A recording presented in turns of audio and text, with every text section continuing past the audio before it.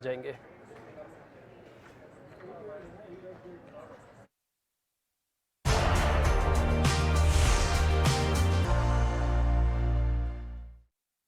तीन चार शेयर जो हम आपको सूची बता रहे थे कि जहां से 50% ऑफ द निफ्टी की स्ट्रेंथ आ रही है, उसमें एक एलएनटी भी शामिल है।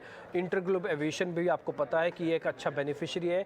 एक तो इसका एविएशन का डाटा अच्छा आया, 4% इन्होंने ग्रोथ किया अपने, और दूसरा अगर पेट्रोल डीजल कम है तो ETF के दाम भी हो सकता है आने वाले दिनों में और घट जाएंगे, तो आपको इसका बेनिफिट भी मिलेगा। तो एक बार आप इन दोनों के बारे में बताइएगा क्या करना चाहिए कुणाल। एक तो है एलएनटी, दूसरा है इंटरग्लोब एविएशन। तो दोनों में से मैं एल&टी पिक करूंगा लॉन्ग साइड पे, बिकॉज मेरा मानना आई थिंक ये बहुत ही ज्यादा सिग्निफिकेंटली टर्न अराउंड पॉइंट हो सकता है एल&टी के लिए। कैपिटल गुड्स में वी नो कि एल&टी में कितना दमखम बना रहता है जनरली हमेशा। और जब जब हमने देखा है कि मार्केट में जब रिकवरी आती है तब कुछ लार्ज कैप स्टॉक्स में ज्यादा फोकस और बाइंग होती है। तो उस लिहाज से मैं एल&टी पिक करूंगा। करंट लेवल्स पे 1650-55 के आसपास आई थिंक फ्यूचर ट्रेड कर रहा है। अगर शॉर्ट टर्म ट्रेडर भी यहाँ से 2 दिन 3 दिन या 4 दिन की अवधि के ट्रेड भी करना चाहे तो मेरे हिसाब से आई थिंक 1720 का एक टारगेट रख सकते हैं एल&टी पे, और स्टॉप लॉस रख सकते हैं 1625 का। 1625 का एक स्टॉप लॉस रखा जा सकता है। आप यहाँ पे खरीदारी करके चल सकते हैं। ये स्क्रीन पर F&O का डाटा 3-3.5% का ओपन इंटरेस्ट जो नीचे देख पा रहे हैं, 1 करोड़ जहाँ लिखा है, यहाँ पे खरीदारी, इसकी डेप्थ, इसकी पावर पता लगती है। ऊपर पता लगता है कि कितना प्राइस एप्रिसिएशन है। दोनों स्ट्रांग होने चाहिए तो शेयर जल्दी जल्दी टूटता नहीं है। इसलिए कुणाल जी के रिकमेंडेशन में 1700 रुपये तक का टारगेट आप इसके अंदर ज़रूर बना सकते हैं। एक चीज़ मेरे को जो ऑब्जर्व करवानी है वो मैं आपको जरा स्क्रीन पर दिखा देता हूँ, आप जरा देखिएगा। वो एल&टी के रिगार्डिंग ही है और आपको यहाँ पे क्लियरली दिख जाएगी। चार्ट आपके स्क्रीन पर आएंगे एल&टी का आवरली चार्ट, लेवल 1700-1720 आपको ध्यान रखना है। एक साइडवेज हम कहते हैं ना, जिसको आपकी पहले आपका शेयर टूटेगा। दो ही से है मार्केट के अंदर, या तो आप पिटेंगे तो आप चलेंगे, बस सिंपल सा कंसेप्ट है। इससे पहले आप पिट रहे थे, नो डाउट, ठीक है। टूटते आपने एक बेस बनाया जिसको हम डबल बॉटम कहते हैं। डबल टॉप बनता है, डबल बॉटम बनता है। बॉटम का मतलब होता है जहाँ पे आप रुकेंगे, टॉप का मतलब जहाँ पे आप रुक जाएंगे। तो यहाँ पे आके फिर से शेयर रुक गया।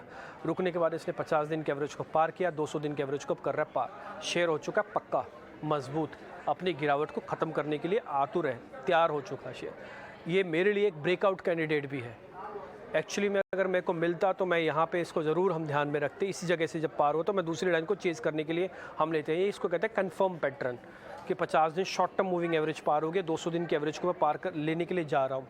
तो यहाँ पे आपका रिस्क रिवॉर्ड बहुत अच्छा होता है। और नीचे एक और चीज़, वॉल्यूम, हरे हरे आप कैंडल्स देख पा रहे होंगे।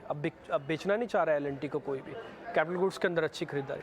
तो ये 200 दिन जो अभी पार हुआ, ये उम्मीद करते हैं कि आपके काम आ जाएगा। एल&टी का टारगेट आप नोट करके रखेगा, 1700-1720 आपके लिए मिलेगा। सर, आप एल&टी के अलावा जो दूसरा इंटरग्लोब एविएशन है उसमें कुछ बोलोगे या फिर छोड़ दें उसको?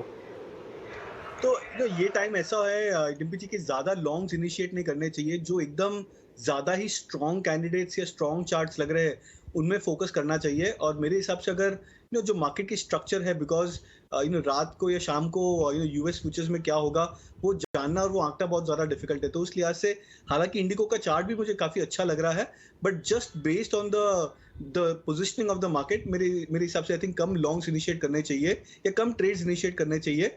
और उस हिसाब से मैं सिर्फ एल&टी पिक करूंगा दोनों में से।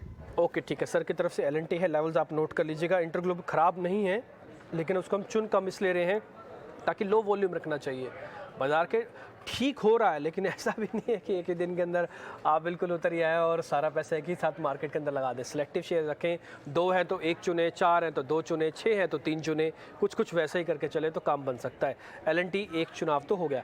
सर आगे बढ़ते हैं। शॉर्ट कवरिंग के 2 शेयर आपकी स्क्रीन पर आएंगे। पहला है पीडीलाइट, दूसरा है कफोर्ज। एक आईटी का है और दूसरा कमोडिटी वाला एक प्ले है पीडीलाइट। सर दोनों को जरा चार्ट चेक कर लीजिएगा। दोनों में ही एक अच्छी चीज़ है कि बेस बना हुआ है और 200 दिन के एवरेज को पार करने के, यानी कि अच्छे pull back, strong pull back दिखाने की तैयारी में है। दोनों में से ज़्यादा ठीक कौन सा है सर? तो दोनों में से ज्यादा ठीक मेरे पिटाई है। शॉर्ट कवरिंग एक अच्छा कॉन्सेप्ट होता है समझना, बट उससे ज्यादा जरूरी होता है कि क्या शॉर्ट कवरिंग की जो इंटेंसिटी है वो पुराने रेजिस्टेंस को तोड़ पा रही है कि नहीं तोड़ पा रही है। तो अगर हम जस्ट लास्ट 1 वीक का चार्ट भी देखें तो पिडलाइट का लास्ट वीक का जो हाई था या जो रेजिस्टेंस था वो करीबन 2175 के आसपास था। स्टॉक उस लेवल से करीबन 1 से 1.5% ऊपर है।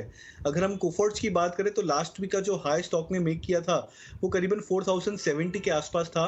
स्टॉक अभी भी 200 पॉइंट नीचे है उस लेवल से। तो ये जो रिलेटिव स्ट्रेंथ है ये जानना बहुत ज़्यादा ज़रूरी है, क्योंकि अगर हम इन स्टॉक्स को जब बाय करते हैं तो हम देखते हैं कि स्टॉक में फोर्स और इंटेंसिटी कितनी है अपने पुराने रेजिस्टेंस को ब्रेक करने की।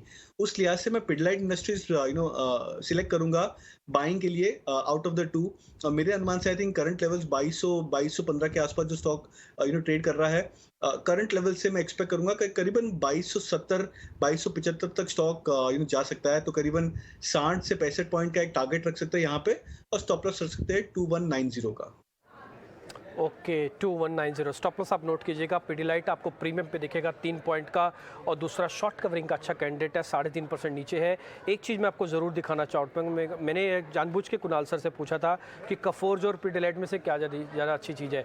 वो बता रहे हैं कि पिडिलाइट थोड़ा ज़्यादा अच्छी चीज़ है। अब मैं आपको दिखाता हूँ एक इंपॉर्टेंट पॉइंट पिडिलाइट क्यों हम यहाँ पे नोटिस कर रहे हैं। पिडिलाइट का अगर आप देख रहे हैं पूरा एक चैनल बना हुआ है जिसको कहते हैं हम डाउनफॉल चैनल, गिरता हुआ क्रम। ये इसका पुराना वाला लो है जिसको कुणाल सर ने भी आपको नोटिस कराया था कि हम क्या प्रीवियस लो को ब्रेक करके कितना ऊपर आए हैं, प्रीवियस रेजिस्टेंस को कितना हिट कर रहे हैं, उसको कितना पार कर रहे हैं। ये इस लो के बाद ये एक डाउनवर्ड चैनल था, इस चैनल का ब्रेकआउट हुआ है। आप देख रहे हैं हरी लाइन में से छटक के शेयर बाहर निकल गया, बाहर निकला, ना केवल बाहर निकला है बल्कि 50 दिन के एवरेज का सपोर्ट 200 दिन की तरफ बढ़ने वाला कंसेप्ट, इसलिए मैंने यहाँ पे डब्बा बनाया है, ये यहाँ तक पहुँच सकता है। ये बहुत ही बेसिक चीज़ है। आप दूसरा बेसिक चीज़ देखिएगा, वॉल्यूम, नीचे वॉल्यूम आपको अच्छा दिख रहा होगा। ये बहुत ही बेसिक पॉइंट्स हैं किसी शेयर को। अब मैं आपसे ये कहूँ कि आप लें या ना लें, कम से कम इसको शॉर्ट मत कीजिएगा अभी फिलहाल पिडिलाइट को। ऑल्दो ये कमोडिटी बेस्ड है, कल क्रूड के दामों में कुछ 19-20 हो जाएगा तो फिर से इस पर ध्यान रखना पड़ेगा, बट फिर भी अपनी इनहेरेंट स्ट्रेंथ को ये दिखा रहा है। 2270 आपका टारगेट, 2190 आपका स्टॉप लॉस, ये आपके लिए शेयर हो गया।